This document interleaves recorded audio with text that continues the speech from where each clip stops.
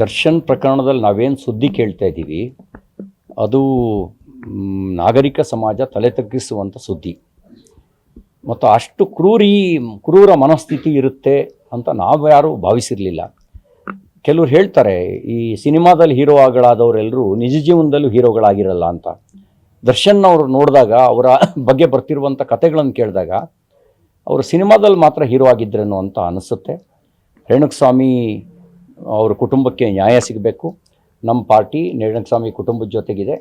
ಇವರ ಅನ್ಯಾಯ ದೌರ್ಜನ್ಯದ ವಿರುದ್ಧ ಇದೆ ಮತ್ತು ಯಾರಿಗೂ ಕಾನೂನು ಕೈಗೆತ್ಕೊಂಡು ಕ್ರೌರ್ಯ ಮಾಡುವಂಥ ಅಧಿಕಾರವನ್ನು ಕೊಟ್ಟಿಲ್ಲ.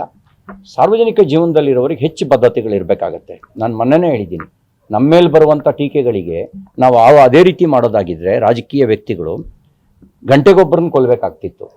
ಆದರೆ ಸಾರ್ವಜನಿಕ ಜೀವನದಲ್ಲಿ ಹೊಗಳಿಕೆ ಮತ್ತು ತೆಗಳಿಕೆ ಎರಡನ್ನೂ ಸಮಾನವಾಗಿ ಸ್ವೀಕಾರ ಮಾಡಬೇಕಾಗಿರ್ತಕ್ಕಂಥ ಧರ್ಮ ಇದರಲ್ಲಿ ಕ್ರೂರವಾಗಿ ವರ್ತನೆ ಮಾಡಿದ್ದಾರೆ. ಆ ಕ್ರೌರ್ಯವನ್ನು ಯಾರೂ ಕೂಡ ಸಹಿಸೋದಕ್ಕೆ ಒಪ್ಪೋದಕ್ಕೆ ಸಾಧ್ಯ ಇಲ್ಲ. ಪೊಲೀಸರು ಅವರಿಗೆಲ್ಲೋ ರಾಜ ಮರ್ಯಾದೆ ಕೊಡ್ತಿದ್ದಾರೆ ಅನ್ನುವಂಥ ಸಂದೇಶನೇ ಒಳ್ಳೆಯದಲ್ಲ.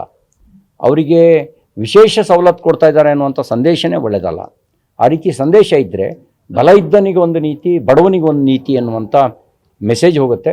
ಬಡವ ಮತ್ತು ಬಲಹೀನ ಬಲಾಢ್ಯ ಎರಡನ್ನೂ ಸಮಾನ ದೃಷ್ಟಿಯಲ್ಲಿ ನೋಡಬೇಕು ಅಂತ ನಮ್ಮ ಸಂವಿಧಾನ ಹೇಳುತ್ತೆ. ಸಂವಿಧಾನಕ್ಕೆ ಅಪಚಾರ ಬಗೆಯುವ ಕೆಲಸವನ್ನು ಕಾಂಗ್ರೆಸ್ ಸರ್ಕಾರ ಮಾಡಬಾರ್ದು.